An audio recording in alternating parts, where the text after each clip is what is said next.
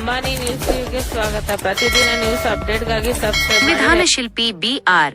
ಅಂಬೇಡ್ಕರ್ ಅವರ ತತ್ವ ಸಿದ್ಧಾಂತಗಳು ಕೇವಲ ಓದಿಗೆ ಸೀಮಿತವಾಗಬಾರದು, ಅವು ಪ್ರತಿಯೊಬ್ಬರ ಜೀವನದಲ್ಲಿ ಅಳವಡಿಕೆಯಾಗಬೇಕು ಎಂದು ಕಾಂಗ್ರೆಸ್ ಮುಖಂಡ ರಾಜೀವ್ ಗೌಡ ಅವರು ಹೇಳಿದ್ದಾರೆ. ಶಿಡ್ಲಘಟ್ಟ ತಾಲೂಕಿನ ಕುಂದಲಗುರ್ಕಿ ಗ್ರಾಮದಲ್ಲಿ ಹಮ್ಮಿಕೊಂಡಿದ್ದ ಬಾಬಾ ಸಾಹೇಬ್ ಅಂಬೇಡ್ಕರ್ ಅವರ 135ನೇ ಜಯಂತಿ ಕಾರ್ಯಕ್ರಮದಲ್ಲಿ ಪಾಲ್ಗೊಂಡು ಅವರು ಮಾತನಾಡಿದರು. ಈ ವೇಳೆ ಕ್ಷೇತ್ರದ ಅಭಿವೃದ್ಧಿಯ ಬಗ್ಗೆ ಕಳವಳ ವ್ಯಕ್ತಪಡಿಸಿದ ಅವರು, ನೆರೆಯ ದೇವನಹಳ್ಳಿ ಮತ್ತು ಚಿಕ್ಕಬಳ್ಳಾಪುರ ಕ್ಷೇತ್ರಗಳಿಗೆ ಹೋಲಿಕೆ ಮಾಡಿದರೆ ಶಿಡ್ಲಘಟ್ಟ ಕ್ಷೇತ್ರ ಇಂದಿಗೂ ಅಭಿವೃದ್ಧಿಯಲ್ಲಿ ಹಿಂದುಳಿದಿದೆ ಎಂದರು. ಕ್ಷೇತ್ರದ ಪ್ರತಿ ಹಳ್ಳಿಗೂ ಭೇಟಿ ನೀಡಿದಾಗ ಅಲ್ಲಿನ ಮೂಲಭೂತ ಸಮಸ್ಯೆಗಳ ಬಗ್ಗೆ ತಮಗೆ ಸ್ಪಷ್ಟ ಅರಿವು ಬಂದಿದೆ ಎಂದು ಅವರು ತಿಳಿಸಿದರು. ಮುಖ್ಯವಾಗಿ ದಲಿತ ಸಮುದಾಯದ ಮಕ್ಕಳಿಗೆ ಗುಣಮಟ್ಟದ ಶಿಕ್ಷಣ ನೀಡುವುದು ನಮ್ಮೆಲ್ಲರ ಆದ್ಯತೆಯಾಗಬೇಕು. ಅವರು ಉನ್ನತ ಶಿಕ್ಷಣ ಪಡೆದು ಸಮಾಜದಲ್ಲಿ ಗೌರವಯುತ ಸ್ಥಾನಮಾನ ಗಳಿಸಲು ಪ್ರತಿಯೊಬ್ಬರೂ ಸಹಕಾರ ನೀಡಬೇಕು ಎಂದು ರಾಜೀವ್ ಗೌಡ ಕರೆ ನೀಡಿದರು. ಇದೇ ಸಂದರ್ಭದಲ್ಲಿ ಮಾತನಾಡಿದ ರಾಜ್ಯ ಮಹಿಳಾ ಆಯೋಗದ ಅಧ್ಯಕ್ಷೆ ನಾಗಲಕ್ಷ್ಮಿ ಚೌಧರಿ ಅವರು ಬಾಬಾ ಸಾಹೇಬರ ಕರ್ತವ್ಯ ನಿಷ್ಠೆಯನ್ನು ಸ್ಮರಿಸಿದರು. ಅಂಬೇಡ್ಕರ್ ಅವರು ನ್ಯಾಯಾಲಯದಲ್ಲಿ ವಾದ ಮಂಡಿಸುವಾಗ ಪತ್ನಿ ನಿಧನರಾದ ಸುದ್ದಿ ಬಂದರೂ ಮೊದಲು ತಮ್ಮ ವೃತ್ತಿಧರ್ಮ ಪೂರೈಸಿ ನಂತರ ಮನೆಗೆ ತೆರಳಿದರು. ಇಂತಹ ದೃಢ ಸಂಕಲ್ಪ ನಮ್ಮೆಲ್ಲರಿಗೂ ಆದರ್ಶವಾಗಬೇಕು ಎಂದು ಅವರು ತಿಳಿಸಿದರು.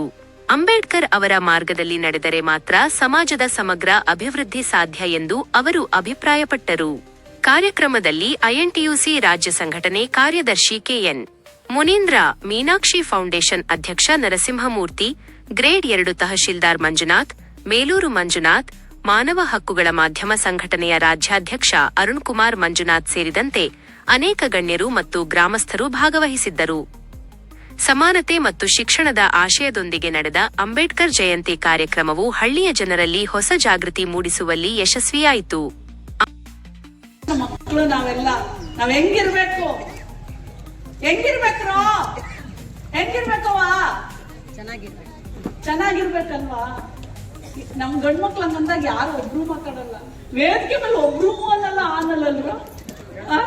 ಎಲ್ಲ ಚಿಕ್ಕವ್ರಿಗೆ ಅಣ್ತಂದಿರ್ಗೆ, ದೊಡ್ಡವ್ರಿಗೆಲ್ಲ ನಾನು ಮಗಳಾಗಿ ತಂಗಿಯಾಗಿ ಹೇಳ್ತಿದ್ದೀನಿ, ಅಂಬೇಡ್ಕರ್ ಅವ್ರಿಗಿಂತ ಬೇರೆ ಯಾರು ನಮ್ಗೆ ಉದಾಹರಣೆನೇ ಬೇಡ. ಗೊತ್ತಾಯ್ತಾ? ಒಂದ್ಸಲ ವಾದ ಮಾಡ್ತಿರ್ತಾರೆ ಕೋರ್ಟ್ ಒಳಗಡೆ. ಅವಾಗ ಬ್ರಿಟಿಷ್ ಇರ್ತಾರೆ, ಬ್ರಿಟಿಷ್ರು ನಮ್ಮವ್ರನ್ನೇ ಜೈಲ್ಗೆ ಹಾಕ್ಸಕ್ಕೆ ರೆಡಿ ಮಾಡಿಸಿ ನಿಲ್ಸಿರ್ತಾರೆ. ಲೆಟ್ರು ಬರುತ್ತೆ, ಮನೆಯವರು ತೀರೋಗಿದ್ದಾರೆ ಅಂತ. ಕಣ್ಣೀರ್ ಹಾಕ್ತಾ ಜೇಬಲ್ಲಿ ಇಟ್ಬಿಟ್ಟು ಇಮಿಡಿಯೇಟ್ಲಿ ಹೋಗಲ್ಲ ಅವರು. ಈ 10 ಜನರಿಗೆ ನೇಣು ಕಂಬದಿಂದ ಬ್ರಿಟಿಷರು ಅವ್ರನ್ನೆಲ್ಲ ನೇಣಿಗೆ ಹಾಕ್ಬೇಕು ಅಂತ ನಿಲ್ಸಿರ್ತಾರೆ. ನಾನೇನಾದ್ರು ಹೋಗ್ಬಿಟ್ರೆ 10 ಜನಕ್ಕೂ ನೇಣು ಹಾಕ್ಬಿಡ್ತಾರೆ. ಹಾಗಾಗಿ ಅವ್ರ ಮೇಲೆ ಅವ್ರ ಪರವಾಗಿ ವಾದ ಮಾಡಿ ಅವ್ರ 10 ಜನಕ್ಕೂ ನೇಣು ಗಂಬದಿಂದ ಪಾರ್ ಮಾಡಿ ಆಮೇಲೆ ಅವರು ಅಂತಿಮ ಸಂಸ್ಕಾರಕ್ಕೆ ಹೋಗ್ತಾರೆ. ಅಂತ ಮಹಾನ್ ವ್ಯಕ್ತಿನಪ್ಪ ಡಾಕ್ಟರ್ ಬಿ.ಆರ್. ಅಂಬೇಡ್ಕರ್. ಅವ್ರು ಯಾವತ್ತು ತಮ್ಮ ಸುಖಕ್ಕೆ, ತಮ್ಮ ಸ್ವಾರ್ಥಕ್ಕೆ, ತನ್ನ ಮಕ್ಕಳಿಗಾಗ್ಲಿ ತನ್ನ ಮಡದಿಗಾಗ್ಲಿ ಯಾವತ್ತೂ ಅವರು ಟೈಮ್ ಕೊಡ್ಲೇ ಇಲ್ಲ. ಅಂಬೇಡ್ಕರ್ ಅವ್ರ ಹೆಂಡತಿನೂ ಸಹ ನಾವು ಇವತ್ತು ಜ್ಞಾಪಿಸ್ಕೋಬೇಕು. ಊಟ ತಂದಾಗ್ತಿರ್ಲಿಲ್ಲ, ನಾವಾರ ಬಿಡ್ತೀವ? ಗಂಡಂದು ಶರ್ಟ್ ಪಟ್ಟ ಹಿಡ್ಕೊಂಡ್ಬಿಡ್ತೀವಿ. ಮದುವೆ ಏನಕ್ಕೆ ಮಾಡ್ಕೊಂಡ್ ಬಂದಿದ್ಯೋ? ನಮ್ಗ್ ದುಡ್ದಾಕದೆ ಏನಕ್ಕೆ ಮಾಡ್ಕೊಂಡ್ ಬರ್ಬೇಕು ನೀನು ಅಂತ ಕೇಳ್ತೀವ ಇಲ್ವಾ? ಮಕ್ಳು ದುಡ್ದು ಹಾಕಲ್ಲ ನೀನು. ಆದ್ರೆ ಅಂಬೇಡ್ಕರ್ ಅವರ ಶ್ರೀಮತಿ ರಮಾಬಾಯಿ, ಏನ ತಾಯಿ ಹೆಸರು? ರಮಾಬಾಯಿ. ನನ್ ಗಂಡ ಎಷ್ಟು ಚೆನ್ನಾಗಿ ಓದಿದಾನೆ, ಓದು ಬರಹ ಕಲ್ತಿದ್ದಾನೆ, ಜನರಿಗೋಸ್ಕರ ಹೋರಾಟ ಮಾಡ್ತಾ ಇದ್ದಾರೆ. ಸಭೆ ಸಮಾರಂಭಗಳಲ್ಲಿ ನನ್ನ ಗಂಡ ಹೋಗಿ ಜನರಿಗೆ ಎಲ್ಲರಿಗೂ ಈ ತರ ಇದು ಸರಿ ಇದು ತಪ್ಪು ಅಂತ ಹೇಳ್ತಾ ಇದ್ದಾನೆ. ಹಂಗಾಗಿ ತಾನು ಅರ್ಧಿರೋ ಸೀರೆ ಉಟ್ಕೊಳ್ತಿದ್ಲಂತೆ, ಬೆರಣಿ ತಟ್ಟುಬಿಟ್ಟು ಮಕ್ಕಳನ್ನ ಸಾಕ್ತಿದ್ಲಂತೆ. ಯಾರು? ಯಾವಾಗ ಅಂಬೇಡ್ಕರ್ ಬಂದ್ರು ನಗ್ನಗ್ತಾ, ಯಾವತ್ತು ತನ್ನ ನೋವನ್ನ ಹೇಳ್ಕೊಳ್ಳೇ ಇಲ್ಲ ಅಂತ. ಅಂತ ತಾಯಿ, ಅಂತ ಹೆಂಡತಿ, ಉಪವಾಸ ಸತ್ತಂತ ತಾಯಿ, ಎಲ್ಲರೂ ಸೇರಿ ಅಂಬೇಡ್ಕರ್ನ ಮಾಡ್ತಾರೆ. ಹೌದಾ ಇಲ್ವಾ? ಅಂತ ಅಂಬೇಡ್ಕರ್ ಅವ್ರ ಜೀವನ ನಿಮ್ಮೆಲ್ಲರ ಜೀವನ ಆಗ್ಬೇಕು. ಆಗತ್ತಾ? ಆಗತ್ತಾ? ಆಗುತ್ತೆ. ಅಟ್ಲೀಸ್ಟ್ ನಮ್ಮ ಮಕ್ಕಳನ್ನ ಮಾಡ್ರಿ. ನೋಡಿ, ಪುಟ್ಟ ಮಕ್ಕಳು ಇವತ್ತು ಎಷ್ಟು ಜನ ನಮ್ಮ ಎಲ್ಲ ತಲೆ ಮೇಲೆ ಕಳಸ ಇಟ್ಕೊಂಡ್ಬಂದು ಎಲ್ಲರೂ ಓದಿದ್ರೆ ಮಾತ್ರನೇ ನಾವೆಲ್ಲ ಓದ್ತೀರೇನೋ? ಗಂಡ್ಮಕ್ಳು ಇಲ್ಲಿ ನೋಡ್ರೋ, ಎಲ್ಲಿ ನೋಡ್ತೀರಾ? ಅಂಬೇಡ್ಕರ್ ಆಗ್ತೀರೇನ್ರೋ? ನೀವ್ ಆಗ್ತೀರೇನ್ರವ? ನೋಡಿ, ಹೆಣ್ಮಕ್ಳು ಆಗ್ತೀವಿ ಅಂತಾರೆ, ಗಂಡ್ಮಕ್ಳೆಲ್ಲ ತಲೆ ಬಗ್ಸ್ಕೊಂತೀರ. ಯಾಕ್ರು ಆಗ್ತೀರಾ? ಆಯ್ತು. ಕಡೆಯದಾಗಿ ಪ್ರಯತ್ನ ಪಟ್ಟವರು ಈಗ ನಮ್ಮ ಕ್ಷೇತ್ರಕ್ಕೆ ಬಂದಿದ್ದಾರೆ ನಾಗಲಕ್ಷ್ಮಿ ಮೇಡಮ್ ಅವರು ಒಂಥರ ಮಹಿಳಾ ಮಣಿ ಅಂತಾನೆ ಹೇಳಕ್ ಇಷ್ಟಪಡ್ತೀನಿ. ಯಾಕೆಂದ್ರೆ ಮಹಿಳೆಯರಿಗೆ ಏನೇ ಒಂದು ತೊಂದರೆ ಇದೆ ಅಂದ್ರೆ ಮೊದಲನೇದಾಗಿ ನಮ್ಮ ಕರ್ನಾಟಕ ರಾಜ್ಯದಾದ್ಯಂತ ಓಡಾಡಿ ಎಲ್ಲರ ಒಂದು ಕಷ್ಟದಲ್ಲಿ ನಿಲ್ತಾ ಇದ್ದಾರೆ. ಅವ್ರಿಗೆ ಮುಂದೊಂದು ದಿನ ಅಂಬೇಡ್ಕರ್ ಅವರ ಆಶೀರ್ವಾದನೂ ಇರಲಿ. ಈ ನಮ್ಮ ಶಿಡ್ಲಘಟ್ಟ ಎಲ್ಲ ಜನರ ಪರವಾಗಿ ನಾನು ಕೇಳ್ಕೊಳ್ತಿದ್ದೀನಿ, ನಮ್ಮ ಶಿಡ್ಲಘಟ್ಟ ವಿಧಾನಸಭಾ ಕ್ಷೇತ್ರದ ಎಲ್ಲರ ಪರವಾಗಿ ಅವರಿಗೆ ನಾವು ಮುಂದಿನ ದಿನಗಳಲ್ಲಿ ಒಳ್ಳೆಯ ಒಂದು ಮಂತ್ರಿಯಾಗಿ ಅವರು ಬಂದು ಎಲ್ಲರ ಒಂದು ದಲಿತರ ಪರವಾಗಿ ನಿಲ್ಲಿ ಅನ್ನೋ ಮಾತನ್ನು ಕೂಡ ಈ ಸಂದರ್ಭದಲ್ಲಿ ಹೇಳ್ತಿದ್ದೆ.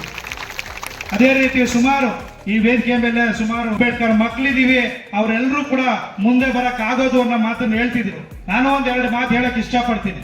ಈಗ ಏನಾಗಿದೆ, ನಮ್ಮ ಹಳ್ಳಿಗಳಲ್ಲಿ ವಿಶೇಷವಾಗಿ ನಮ್ಮ ಶಿಡ್ಲಘಟ್ಟ ವಿಧಾನಸಭಾ ಕ್ಷೇತ್ರ ಅಂದ್ರೆ ಒಂದು ಹಿಂದುಳಿದಿರೋ ಕ್ಷೇತ್ರ ಅಂತಾನೆ ಹೇಳಕ್ ಇಷ್ಟಪಡ್ತೀನಿ. ಹಿಂದುಳಿದಿರೋ ವರ್ಗನೇ ಅಲ್ವಾ ನಮ್ದು. ನಾವೆಲ್ಲರೂ ಕೂಡ ಖಂಡಿತವಾಗ್ಲೂ ಈಗ ಪಕ್ಕದಲ್ಲಿ ದೇವನಹಳ್ಳಿ ಇರ್ಬೋದು, ಇಲ್ಲ ಇನ್ನೊಂದು ಏನೋ ಚಿಕ್ಕಬಳ್ಳಾಪುರ ಇರ್ಬೋದು, ಅದಕ್ಕೆ ಕಂಪೇರ್ ಮಾಡಿದ್ರೆ ನಮ್ಮಲ್ಲಿ ಅನುಕೂಲಗಳು ತುಂಬಾ ಕಡಿಮೆ. ವಿಶೇಷವಾಗಿ ಯಾಕಂದ್ರೆ ನಾನು ಪ್ರತಿಯೊಂದು ಹಳ್ಳಿಗೂ ಹೋಗ್ತಾ ಇದ್ದೀನಿ, ಇಲ್ಲಿರುವಂತಹ ಸಮಸ್ಯೆಗಳು ಕೂಡ ಏನು ಅಂತ ನೋಡ್ತಾ ಇದ್ದೀನಿ. ಈಗ ಏನೋ ಒಂದೆರಡು ಜನ ನಾವು ಬರ್ಬೋದು, ಹೇಳ್ಬೋದು, ಹೋಗ್ಬೋದು, ಆದ್ರೂ ಕೂಡ ಈಗಾಗಲೇ ಪ್ರಾಕ್ಟಿಕಲ್ ಪ್ರಾಬ್ಲಮ್ಸ್ ಏನು ಈ ಕಾರ್ಯಕ್ರಮದಲ್ಲಿ ಭಾಗವಹಿಸೋಣ. ಅದಕ್ಕೆ ಏನ್ ಮಾಡ್ಬೇಕು, ಎಲ್ಲ ಸರ್ಕಾರನೇ ಮಾಡಕ್ ಆಗದೆ ಇದ್ರು ಕೂಡ ಇರಂತವ್ರು ಹಿಂದೆ ಇರೋಂಥವ್ರ ಜೊತೆಯಲ್ಲಿ ಏನಾಗುತ್ತೋ ನಮ್ಮ ಕಷ್ಟಗಳನ್ನ, ಅವ್ರ ಕಷ್ಟಗಳನ್ನ ನಮ್ಮ ಕಷ್ಟ ಅಂತ ತಿಳ್ಕೊಂಡು ಅವ್ರ ಸಹಾಯಕ್ಕೆ ನಾವು ಕೂಡ ನಿಲ್ಲಬೇಕು. ಓದ್ತಾ ಇರುವಂತ ವಿದ್ಯಾರ್ಥಿಗಳಿಗೆ ನಾವು ಮೊದಲನೇದಾಗಿ ಸಹಾಯ ಮಾಡಬೇಕು. ಹಂಗಾಗಿ ಇಲ್ಲಿ ಏನಾಗ್ತಿದೆ, ಈಗ ನೋಡಿ ಯಾರೋ ಒಬ್ರು ಟಾಪರ್ ಇಲ್ಲಿ SSLC ನಲ್ಲಿ ಒಳ್ಳೆ ಮಾರ್ಕ್ಸ್ ತಗೊಂಡಿದ್ದಾರೆ, ಅವ್ರಿಗೆ ಓದೋದಿಕ್ಕೆ ಉನ್ನತ ವಿದ್ಯಾಭ್ಯಾಸಕ್ಕೆ ಒಂದು ಲ್ಯಾಪ್ಟಾಪ್ ಬೇಕು ಅನ್ನೋ ಮಾತನ್ನು ಕೂಡ ಅವ್ರು ಯಾರೋ ಒಬ್ರು ರಿಕ್ವೆಸ್ಟ್ ಇಟ್ಟಿದ್ರು. ಈಗ ಅವ್ರಿಗೆ ಏನಾಗುತ್ತೆ, ಓದಕ್ ಆಸೆ ಇದೆ ಅಂದ್ರೆ ಅಲ್ಲಿದೆ ಕಡ್ಲೆ, ಅದೇನೋ ಹೇಳ್ತಾರೆ, ಅಲ್ಲಿದ್ದವ್ರ ಕಡ್ಲೆ ಇಲ್ಲ, ಕಡ್ಲೆ ಇದ್ದವ್ರಿಗೆ ಅಲ್ಲಿಲ್ಲ ಅಂತಂದಾಗೆ. ಈಗ ಒಂದು ತತ್ವ ಸಿದ್ಧಾಂತಗಳನ್ನ ನಾವು ನಮ್ಮ ನಿಜ ಜೀವನದಲ್ಲಿ ಅಳವಡಿಸ್ಕೋಬೇಕು. ಅಳವಡಿಸ್ಕೊಂಡಾಗ್ಲೇನೆ ಏನು ಅಂಬೇಡ್ಕರ್ ಮಕ್ಕಳಿದೀವಿ ಅವರೆಲ್ಲರೂ ಕೂಡ ಮುಂದೆ ಬರಕ್ ಆಗೋದು ಅನ್ನೋ ಮಾತನ್ನು ಹೇಳ್ತಿದ್ರು. ನಾನು ಒಂದೆರಡು ಮಾತು ಹೇಳಕ್ ಇಷ್ಟಪಡ್ತೀನಿ. ಈಗ ಏನಾಗಿದೆ, ನಮ್ಮ ಹಳ್ಳಿಗಳಲ್ಲಿ ವಿಶೇಷವಾಗಿ ನಮ್ಮ ಶಿಡ್ಲಘಟ್ಟ ವಿಧಾನಸಭಾ ಕ್ಷೇತ್ರ ಅಂದ್ರೆ ಒಂದು ಹಿಂದುಳಿದಿರೋ ಕ್ಷೇತ್ರ ಅಂತಾನೆ ಹೇಳಕ್ ಇಷ್ಟಪಡ್ತೀನಿ. ಹಿಂದುಳಿದಿರೋ ವರ್ಗನೇ ಅಲ್ವಾ ನಮ್ದು. ನಾವೆಲ್ಲರೂ ಕೂಡ ಖಂಡಿತವಾಗ್ಲೂ ಈಗ ಪಕ್ಕದಲ್ಲಿ ದೇವನಹಳ್ಳಿ ಇರ್ಬೋದು, ಇಲ್ಲ ಇನ್ನೊಂದು ಏನೋ ಚಿಕ್ಕಬಳ್ಳಾಪುರ ಇರ್ಬೋದು, ಅದಕ್ಕೆ ಕಂಪೇರ್ ಮಾಡಿದ್ರೆ ನಮ್ಮಲ್ಲಿ ಅನುಕೂಲಗಳು ತುಂಬಾ ಕಡಿಮೆ.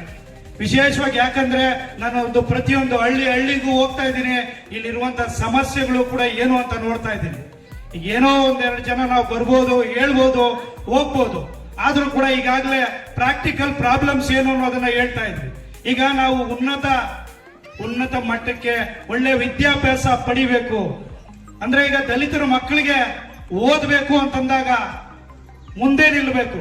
ಇರ್ಲಿ ಯಾರೋ ಒಬ್ಬರೋ ಇಬ್ಬರಿಗೋ ಯಾರೋ ಒಬ್ರು ಬಂದು ಒಳ್ಳೆ ಹೈಯರ್ ಎಜುಕೇಶನ್ ಮಾಡಕ್ಕೆ ಒಂದು ಸಪೋರ್ಟ್ ಮಾಡಬಹುದು. ಎಲ್ಲ ಮಕ್ಕಳು ಅಂದ್ರೆ ಈಗ ನಮ್ಮಲ್ಲಿ ಶಿಡ್ಲಘಟ್ಟ ವಿಧಾನಸಭಾ ಕ್ಷೇತ್ರದಾದ್ಯಂತ ಸುಮಾರು ಒಂದು 40% ಅಷ್ಟು ಎಲ್ಲ ಹಿಂದುಳಿದ ವರ್ಗನೇ SC ST ಸಮುದಾಯದ ವರ್ಗದ ಜನಾಂಗ ಇದೆ. ಅಂದ್ರೆ ಇಲ್ಲಿ ಇಷ್ಟು ಮಕ್ಕಳು ಓದ್ತಾ ಇರೋರಿಗೆ ಈಗ ಸರ್ಕಾರದಿಂದ ಸವಲತ್ತು ಸಿಗತ್ತಾ? ನಾವೆಲ್ಲ ಬಡವರಿದ್ದೀರಿ, ನಮ್ಗೆಲ್ಲ ಓದಕ್ ಅನುಕೂಲ ಆಗತ್ತಾ? ಸರ್ಕಾರದಿಂದಾನೇ ಕೊಡ್ತಾರ ಅನ್ನೋದೊಂದು ಎಲ್ರಿಗೂ ಇಲ್ಲಿ ಕೂತಿರೋರ್ಗೆಲ್ರಿಗೂ ಒಂದು ಪ್ರಶ್ನೆ.